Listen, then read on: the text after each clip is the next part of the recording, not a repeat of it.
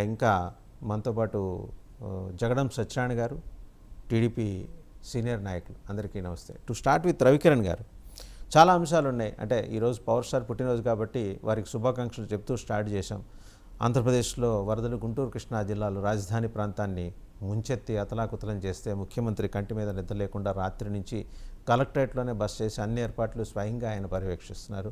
మరోపక్క ఉప ముఖ్యమంత్రి కూడా ఆయన మొత్తం డైరెక్షన్స్లో ఎక్కడెక్కడ ఏమేమి ఏర్పాట్లు జరగాలి అంటే ఆ కోఆర్డినేషన్ కూటమిలో చాలా స్పష్టంగా కనిపిస్తుంది. సరే, అంటే అంబంలో కుంభం ఆదివారంలో సోమవారం ఒక సామెత ఉంది. ఇన్న జరుగుతున్నా కూడా ఆ గుడ్లవల్లేరు సంఘటన నానా రాద్ధాంతం వైసీపీ చేస్తూ రావటం, దానికి నిన్న మరి నారా లోకేష్ గారు మంత్రి గారు కూడా చాలా ఘాటుగా స్పందించారు. తాను విద్యాశాఖ మంత్రిని కాబట్టే బ్లూ మీడియా ఈ బురద జల్లుతోంది, ఇది బ్లూ మీడియా సృష్టి అని ఏమంటారు? వాసుదేవన్ గారు వినపడుతుంది సార్? వినిపిస్తుందండి. వాసుదేవన్ గారు, ముందుగా మీకు తోటి ప్యానలిస్టులకి 9 టీవీ వీక్షకులకు శుభోదయం అండి. ఈరోజు పుట్టినరోజు జరుపుకుంటున్నటువంటి రాష్ట్ర ఉప ముఖ్యమంత్రి వర్యులు శ్రీ పవన్ కళ్యాణ్ గారికి నా తరఫున, పార్టీ తరఫున అభినందనలు, శుభాకాంక్షలు అండి. చాలా బాధాకరం వాసుదేవన్ గారు, మీరు విజయవాడ పరిసర ప్రాంతాల్లో ఏ రకమైన పరిస్థితులు నెలకొన్నాయో మీరు చెప్పారు.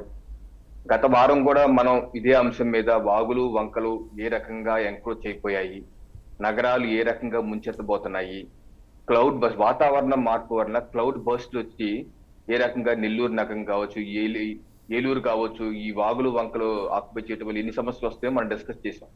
మనం డిస్కస్ చేసే లోగే ఈరోజు అక్కడ చూడండి, విజయవాడ పరిసర ప్రాంతాల్లో బుడమేరు కాలువని ఏ రకంగా ఆ కాలువని ఎంక్రోచ్ చేస్తారు. గత 20 సంవత్సరాలుగా 2 దశాబ్దాలుగా ఆ కాలువని వాగులు వంకల్ని ఎంక్రోచ్ చేసి లేఅవుట్లన్నీ వేసేసి దాని యొక్క దారి మార్చే విధంగా మనం చేసాం. ఒక 2 దశాబ్దాలుగా చేసిన పాపంకి ఈరోజు అంత పెద్ద విలయం ఎప్పుడు చూడండి. బెజవాడ గజగజలాడిపోయే పరిస్థితి ఎప్పుడు ఇంత చూడలేదు. నేను 90 దశకంలో ఒకసారి చూశాను, అది ఇంత పరిస్థితి రాలేదు. సో బట్ అంతకన్నా ఎక్కువగా వచ్చేసినాయి. అంటే కొత్త కొత్త లేఅవుట్లు రాకూడని చోట వాగులు వంకలుగా ఆక్యుపై చేసేసిన విధంగా వచ్చాయి. ఎందుకంటే అక్కడ రియల్ ఎస్టేట్ భూమి రావటం వల్ల ఈ సమస్య ఇంకా పెరిగిపోయింది. సో ఇప్పటికైనా సరే ప్రభుత్వం తేరుకొని ఎంక్రోచ్మెంట్స్ ఎక్కడున్నా సరే రాష్ట్ర వ్యాప్తంగా ఏ రకంగా హైదరాబాద్ లో పెట్టారో ఆ రకమైనది కూడా తీసుకొచ్చి ఎక్కడికక్కడ మన పట్టణ శాఖ మంత్రి కూడా అన్నారు, అలాగే గంటా శ్రీనివాసరావు గారు అన్నారు. సో మాటలకే కాకుండా చేతలకు కూడా ముందుకు వచ్చి ఇది సమస్యలు పరిష్కరించే విధంగా కూడా చూడాలి. తొందరగా ఆ యొక్క రిలీఫ్ కార్యక్రమాలు కూడా తెరవేగం చేస్తున్నారు. ముఖ్యమంత్రి అర్ధరాత్రి కూడా తిరుగుతున్నారు. సో అందరినీ ఆదుకునే విధంగా ఈ ప్రభుత్వం కట్టుబడి ఉంది. 1, 2 ఇంకా రాజకీయ అంశానికి వస్తే, ఇప్పుడు గుడ్లవెల్లేరు ఇంజనీరింగ్ కాలేజీలు అంశం ఎప్పుడైతే బయటకు వచ్చిందో అందరూ ఆందోళన చెందిన మాట వాస్తవం. చాలా బాధాకరం. ఏంటి ఈ రకమైన పరిస్థితి వచ్చింది? మహిళలందరూ, విద్యార్థినులందరూ వచ్చి బయటికి బాత్రూంలో హిడెన్ కెమెరాస్ పెట్టారు, ఇన్ని వేల వీడియోస్ ఉన్నాయి అంటున్నారని చెప్పి అందరూ, రాష్ట్రమే కాదు దేశం కూడా ఒకసారి ఉలిక్కిపడింది. ఈ జాతీయ స్థాయి డిస్కషన్ కూడా అయ్యింది.